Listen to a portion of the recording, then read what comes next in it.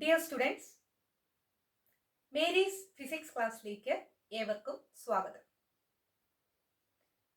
Electromagnetic induction എന്ന മൂന്നാമത്തെ ചാപ്റ്ററിന്റെ let's അസസിലെ 15 മുതൽ 25 വരെയുള്ള ക്വസ്റ്റ്യൻസിന്റെ ആൻസേഴ്സ് ആണ് ഈ വീഡിയോയിൽ ഡിസ്കസ് ചെയ്യുന്നത്. Page number 76.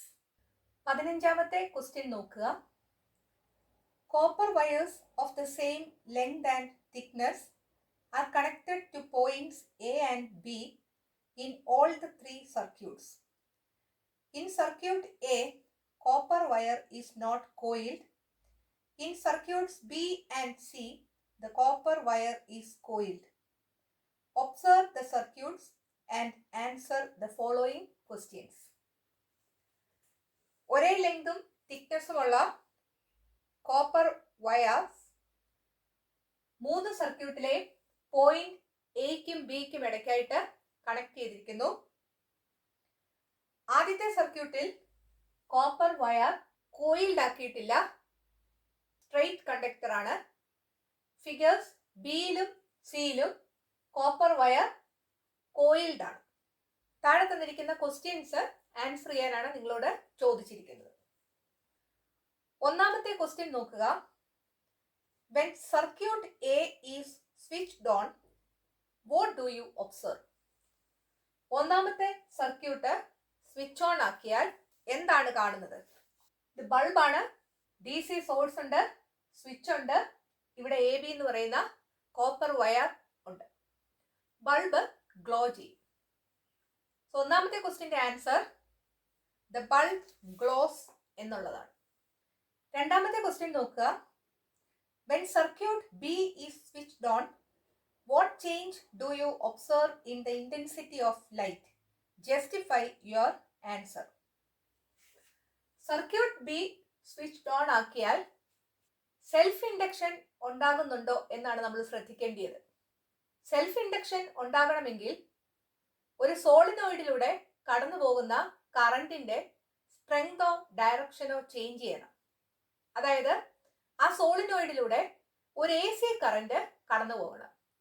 അങ്ങനെ AC കറണ്ട് കടന്നു പോവുകയാണെങ്കിൽ സോളിനോയിഡുമായി ലിങ്ക് ചെയ്ത് കിടക്കുന്ന മാഗ്നറ്റിക് ഫ്ലക്സിന് ചേഞ്ച് ഉണ്ടാവുകയും ആ സോളിനോയിഡിൽ ഒരു ബാക്ക് EMF ഡെവലപ്പ് ചെയ്യുകയും ചെയ്യും.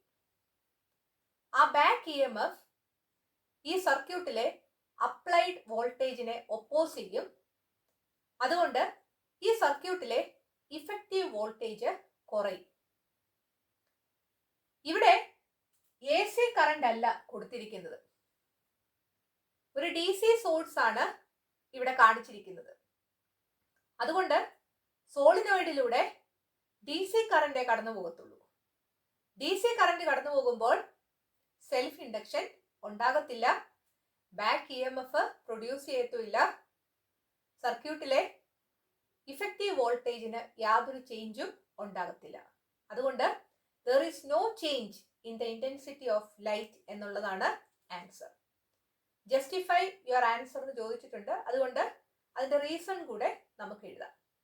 There is no change in the intensity of light since DC flows through the circuit, self-induction does not occur and no back EMF is produced.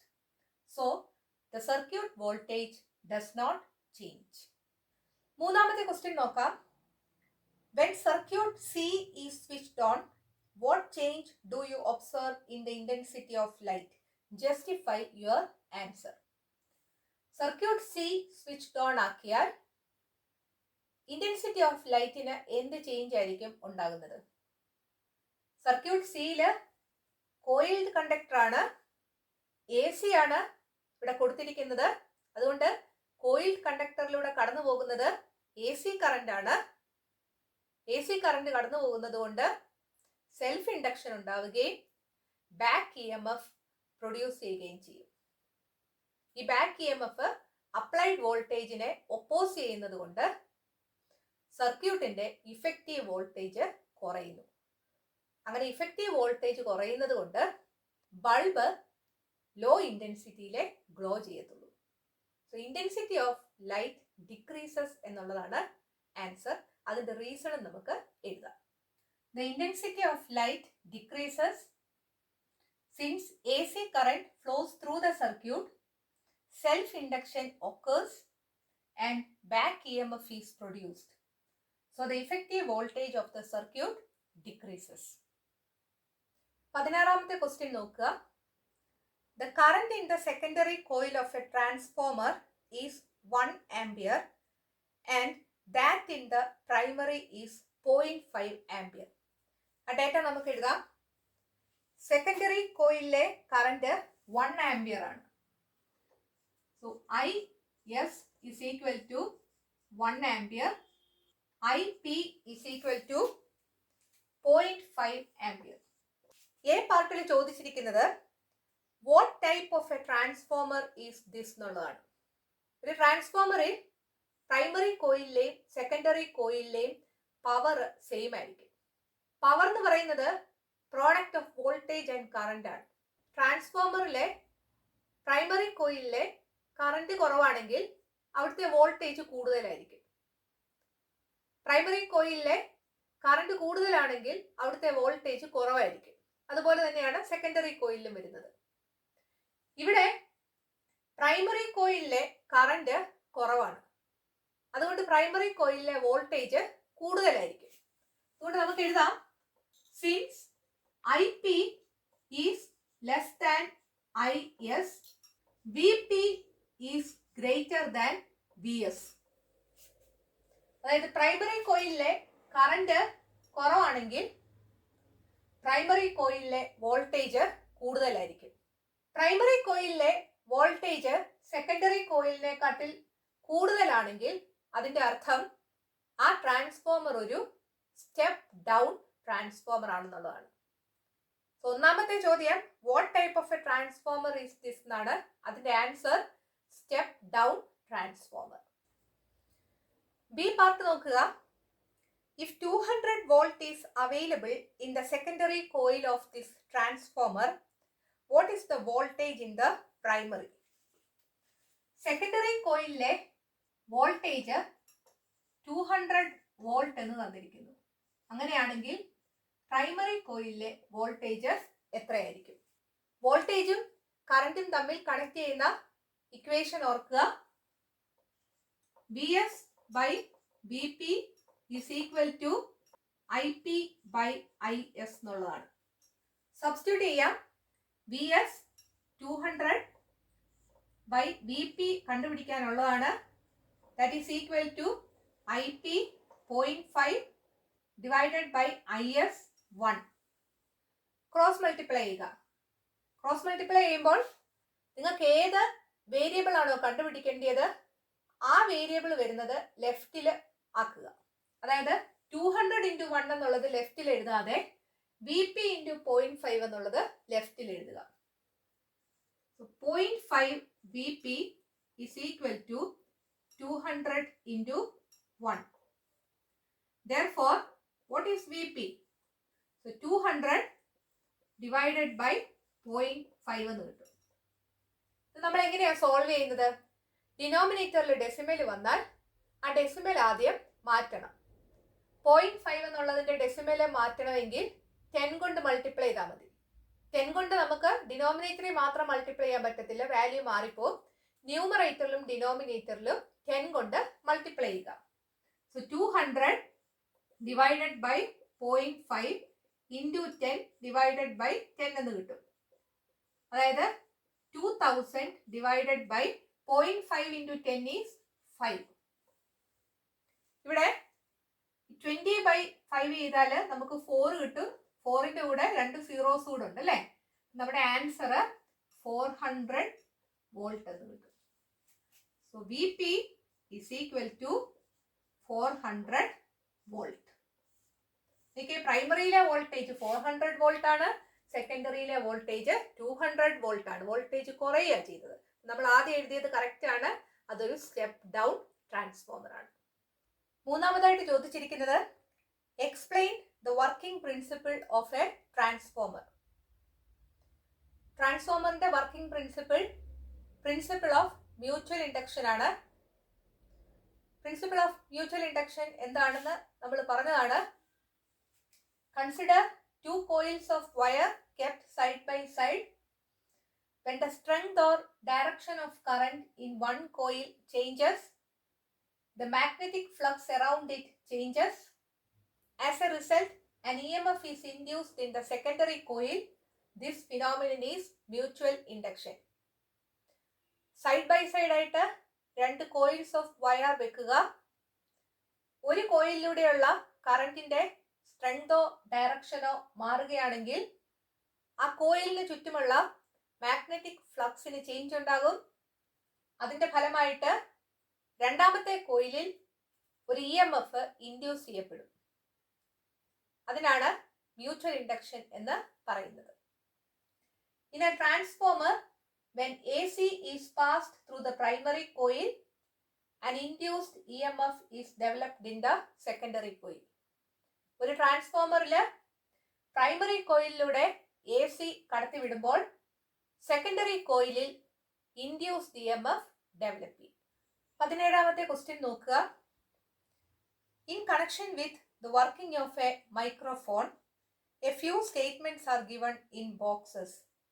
Arrange them in the proper sequence. നിങ്ങൾക്ക് തന്നിരിക്കുന്ന order ഈ രീതിയിലാണ്.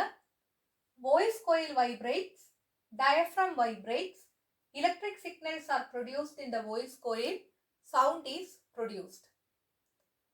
മൈക്രോഫോണിന്റെ working ആണ് ഇവിടെ ചോദിച്ചിരിക്കുന്നത്.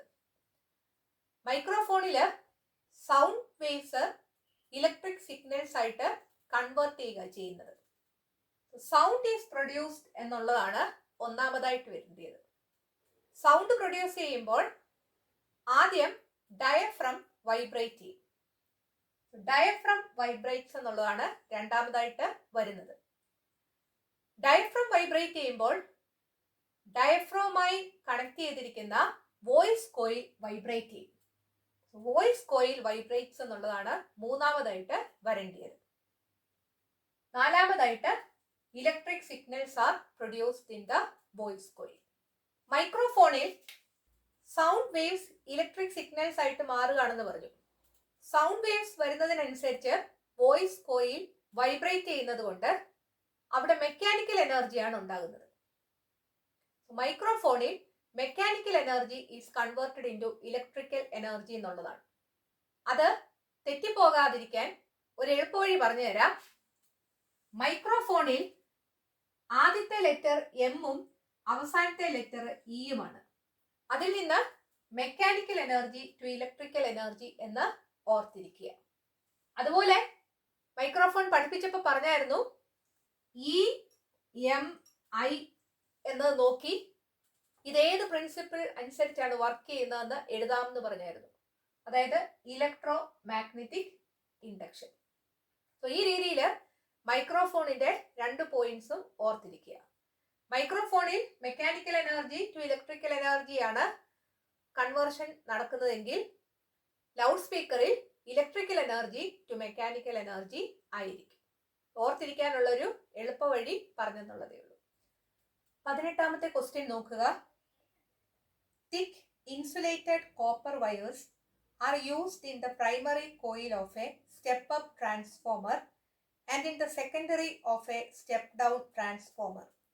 What is the necessity of this? Step up transformerന്റെ primary coilലും step down transformerന്റെ secondary coilലും thick insulated copper wires ആണ് ഉപയോഗിക്കുന്നത്. അതിന്റെ ആവശ്യകത എന്താണ് എന്നാണ് ചോദിച്ചിരിക്കുന്നത്. സ്റ്റെപ്പ് അപ്പ് ട്രാൻസ്ഫോമറിന്റെ പ്രൈമറി കോയിലിൽ സെക്കൻഡറി കോയിലിനെക്കാട്ടിൽ വോൾട്ടേജ് കുറവായിരിക്കും. വോൾട്ടേജ് കുറവാണെങ്കിൽ അവിടുത്തെ കറന്റ് കൂടുതലായിരിക്കും. അതുപോലെ സ്റ്റെപ്പ് ഡൗൺ ട്രാൻസ്ഫോമറിലെ സെക്കൻഡറിയിൽ വോൾട്ടേജ് കുറവായിരിക്കും, അവിടുത്തെ കറന്റ് കൂടുതലുമായിരിക്കും. എങ്കിൽ മാത്രമേ പവർ കോൺസ്റ്റന്റ് ആയിട്ട് ഇരിക്കത്തുള്ളൂ. അതാണ് ഫസ്റ്റ് ലൈനിൽ പറഞ്ഞിരിക്കുന്നത്. In the primary of the step up transformer and in the secondary of the step down transformer, voltage is less and current is more. for keeping the power P is equal to V into I constant.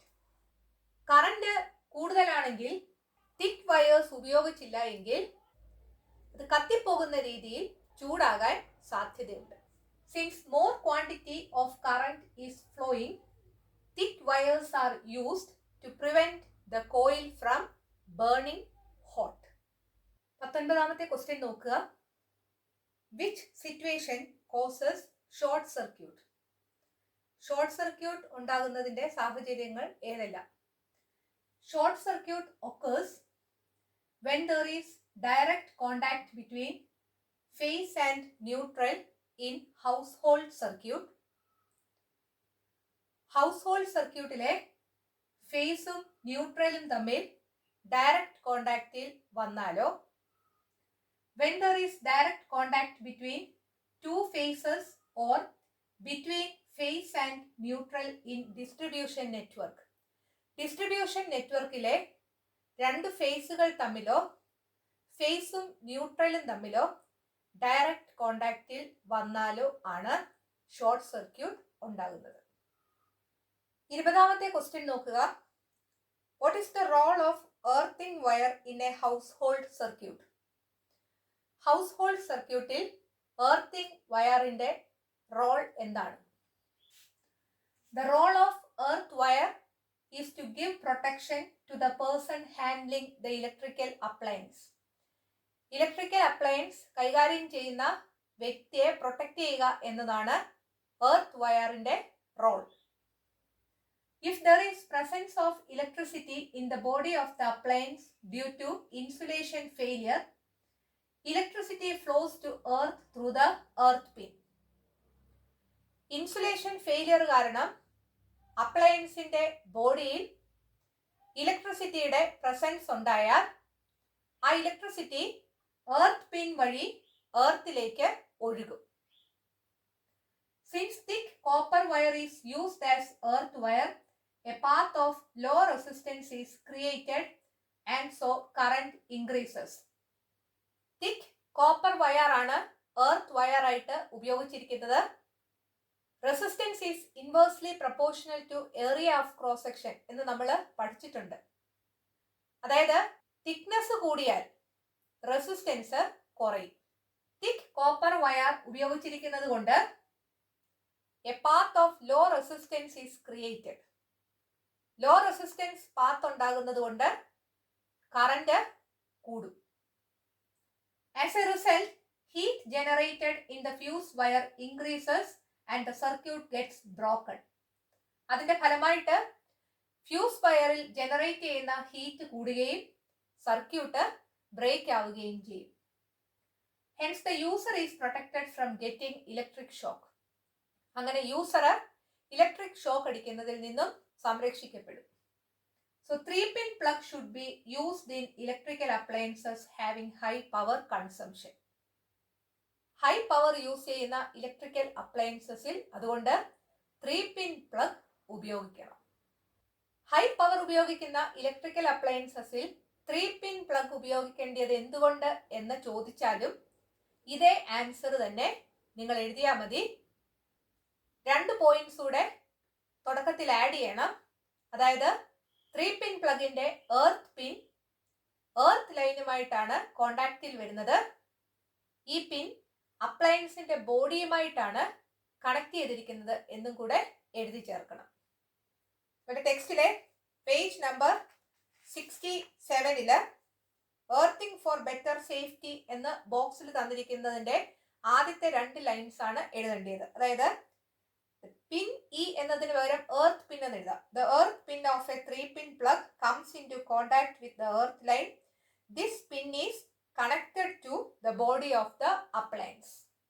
അതിനുശേഷം നിങ്ങൾക്ക് ഇത് എഴുതാം. If there is presence of electricity in the body of the appliance due to insulation failure, electricity flows to the earth through the earth pin. Since thick copper wire is used as earth wire, a path of low resistance is created and so current increases. As a result, heat generated in the fuse wire increases and the circuit gets broken. Hence, the user is protected from getting electric shock. So 3-pin plug should be used in electrical appliances having high power consumption. ഈ രണ്ട് ക്വസ്റ്റ്യനും ഈ answer നിങ്ങൾക്ക് ഉപയോഗിക്കാം. 3-pin plug ആണ് ചോദിച്ചിരിക്കുന്നതെങ്കിൽ ഈ പറഞ്ഞ രണ്ട് പോയിന്റ്സും കൂടെ ആഡ് ചെയ്യണം എന്നുള്ളതേ ഉള്ളൂ. അതിനുശേഷം ഇവിടെ നിന്നിട്ടുള്ളത് അതുപോലെ എഴുതിയാൽ മതിയാകും. ഹൈ പവേർഡ് ഇലക്ട്രിക്കൽ അപ്ലയൻസസിൽ 3-pin പ്ലഗ് ഉപയോഗിക്കേണ്ടത് എന്തുകൊണ്ട് എന്ന ക്വസ്റ്റ്യൻ വളരെ ഇമ്പോർട്ടൻ്റ് ആണ്. നന്നായിട്ട് അതിന്റെ ആൻസർ മനസ്സിലാക്കുക. 21ാമത്തെ ക്വസ്റ്റ്യൻ നോക്കുക. Why do we say that metallic devices should be earthed? Metallic devices earth ചെയ്യണം എന്ന് പറയുന്നത് എന്തുകൊണ്ട്? If there is presence of electricity in the body of the metallic devices, the user may get electric shock. Metallic ഡിവൈസസിന്റെ ബോഡിയിൽ ഇലക്ട്രിസിറ്റിയുടെ presence ഉണ്ടെങ്കിൽ യൂസറിന് shock അടിക്കും. If the metallic body is earthed, electricity flows to the earth through the earth wire. Metallic body earth ചെയ്തിട്ടുണ്ടെങ്കിൽ electricity earth wire വഴി എർത്തിലേക്ക് ഒഴുകും. Thus the user is protected from getting electric shock. അങ്ങനെ electric shock ഏൽക്കുന്നതിൽ നിന്ന് user protected ആകും. 22ാമത്തെ question നോക്കുക. An electric heater calibrated 1.5 kilowatt 230 volt is connected to a household branch circuit having 5 ampere fuse wire and is made to work. What will happen? ഒരു electric ഹീറ്ററിന്റെ പവറും വോൾട്ടേജും തന്നിട്ടുണ്ട്. P is equal to 1.5 kilowatt. കിലോ വാട്ടിനെ watt ആക്കണം. അത് 1000 കൊണ്ട് മൾട്ടിപ്ലൈ ചെയ്യണം.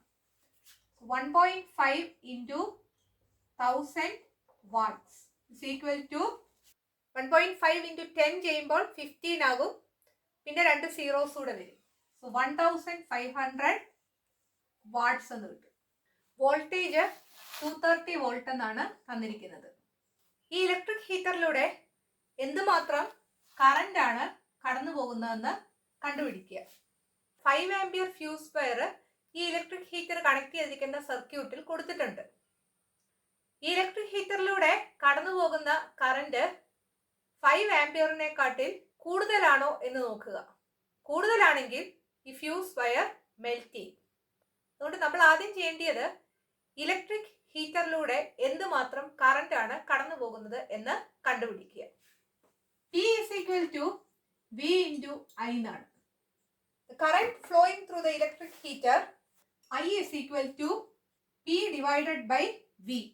That is equal to 1500 divided by 230. അതായത് 150 by 23 എന്ന് കിട്ടും. ഇത് ചെയ്താൽ 6.52 ആംപിയർ എന്നാണ് ലഭിക്കുന്നത്. അതായത് ഇലക്ട്രിക് ഹീറ്ററിലൂടെ 6.52 ആംപിയർ ആണ് കടന്നു പോകുന്നത്. ഇവിടെ കണക്ട് ചെയ്തിരിക്കുന്ന ഫ്യൂസ് വയറിന് 5 ആംപിയറേ ഉള്ളൂ. അതുകൊണ്ട് എന്ത് പറ്റും? ഫ്യൂസ് വയർ മെൽറ്റ് ചെയ്യുകയും സർക്യൂട്ട് ബ്രേക്ക് ആവുകയും ചെയ്യും. If fuse wire of amperage 5 ampere is used, it melts and breaks the circuit. 23ാമത്തെ ക്വസ്റ്റ്യൻ നോക്കുക. Which are the devices connected in series in household circuit? Household circuitil സാധാരണ parallel ആയിട്ടാണ് devices connect ചെയ്യുന്നത്. Series ആയിട്ട് connect ചെയ്യുന്ന devices ഏതൊക്കെയാണ്? Fan, switch and fan regulator. Fan, switch and fan regulator are connected in series in an electric circuit. 24ാമത്തെ question നോക്കാം. What can be done to save electrical energy in schools and houses? സ്കൂൾസിലും ഹൗസസിലും electrical energy save ചെയ്യാൻ എന്തൊക്കെ കാര്യങ്ങൾ ചെയ്യാം? ഒന്നാമത്തേത്, use electricity only when required. ആവശ്യമുള്ളപ്പോൾ മാത്രം ഇലക്ട്രിസിറ്റി ഉപയോഗിക്കുക. അല്ലെങ്കിൽ switch off fans and lights when not in use എന്നും എഴുതാം. രണ്ടാമത്, electrification should be done using materials having high quality. High quality ഉള്ള മെറ്റീരിയൽസ് കൊണ്ട് വേണം ഇലക്ട്രിഫിക്കേഷൻ നടത്താൻ. Third one, replace faulty devices with good ones. എന്തെങ്കിലും ഫോൾട്ട് ഉള്ള devices മാറ്റി ഗുഡ് ഡിവൈസസ് ഉപയോഗിക്കുക. Fourth one, use LED bulbs instead of other bulbs. മറ്റ് ബൾബുകൾ ഉപയോഗിക്കുന്നതിന് പകരം LED ബൾബ്സ് ഉപയോഗിക്കുക. LED ബൾബ്സിന്റെ അഡ്വാൻറ്റേജ് എന്തൊക്കെയാണെന്ന് നമ്മൾ ഒന്നാമത്തെ ചാപ്റ്ററിൽ പഠിച്ചതാണ്. അഞ്ചാമത്, use devices having high efficiency. High efficiency ഉള്ള ഡിവൈസസ് ഉപയോഗിക്കുക. ഹൈ എഫിഷ്യൻസി എന്ന് പറഞ്ഞാൽ ലോ പവറേ എടുക്കത്തുള്ളൂ, ഹൈ പവർ നൽകും. അതാണ് ഹൈ എഫിഷ്യൻസി ഉള്ള ഡിവൈസസ്. സോ ഇത്രയും കാര്യങ്ങൾ ശ്രദ്ധിച്ചാൽ ഇലക്ട്രിസിറ്റി നമുക്ക് കൺസേർവ് ചെയ്യാം. 25ാമത്തെ ക്വസ്റ്റ്യൻ നോക്കാം. Why do some mobile phones use 3-pin plugs? ചില മൊബൈൽ ഫോണുകൾ 3-pin പ്ലഗ്സ് ഉപയോഗിക്കുന്നത് എന്തുകൊണ്ട്? In some 3-pin sockets, the phase and neutral sockets are covered as part of the safety arrangement. ചില 3-pin സോക്കറ്റ്സിൽ സേഫ്റ്റിയുടെ ഭാഗമായിട്ട് face പിൻ കയറ്റുന്ന സോക്കറ്റും neutral പിൻ കയറ്റുന്ന സോക്കറ്റും cover ചെയ്തിരിക്കും. ആ സോക്കറ്റ്സ് വഴി ഒരു 2-pin പ്ലഗ് നമ്മൾ കയറ്റാൻ ശ്രമിച്ചാൽ പ്രയാസമായിരിക്കും. ആ സോക്കറ്റ്സിൽ ഒരു ക്യാപ്പ് കാണും. These two sockets will open only if the third pin goes into the earth socket. ഈ ഫേസ് സോക്കറ്റും ന്യൂട്രൽ സോക്കറ്റും ഓപ്പൺ ആകണമെങ്കിൽ എർത്ത് സോക്കറ്റ് വഴി മൂന്നാമതൊരു പിൻ കയറണം. That is why 3-pin plugs are used in some mobile chargers. അതുകൊണ്ടാണ് ചില mobile ചാർജേഴ്സിൽ 3-pin plugs ഉപയോഗിക്കുന്നത്. എങ്കിൽ മാത്രമേ phase and neutral sockets cover ചെയ്ത് കിടക്കുന്ന സോക്കറ്റ്സിൽ ആ മൊബൈൽ ചാർജർ ഉപയോഗിക്കാൻ സാധിക്കത്തുള്ളൂ. In such 3-pin plugs, the earth pin is replaced by a plastic pin. Mobile ചാർജേഴ്സിൽ ഉപയോഗിക്കുന്ന 3-pin പ്ലഗില് എർത്ത് പിന്നിന് പകരം ഒരു പ്ലാസ്റ്റിക് പിന്നാണ് ഉപയോഗിക്കുന്നത്. മൂന്നാമത്തെ ചാപ്റ്ററിലെ മുഴുവൻ ക്വസ്റ്റ്യൻസും നമ്മൾ ഡിസ്കസ് ചെയ്തു. അടുത്ത ക്ലാസ്സിൽ 4ാമത്തെ ചാപ്റ്റർ സ്റ്റാർട്ട് ചെയ്യാം. ഈ വീഡിയോ നിങ്ങൾക്ക് ഇഷ്ടപ്പെട്ടെങ്കിൽ നിങ്ങളുടെ കൂട്ടുകാരോടും മേരീസ് ഫിസിക്സ് ക്ലാസ്സിനെ കുറിച്ച് പറയണം. ഈ ചാനൽ സബ്സ്ക്രൈബ് ചെയ്യാൻ മറക്കരുത്. അടുത്ത വീഡിയോയിൽ വീണ്ടും കാണാം. Thank you.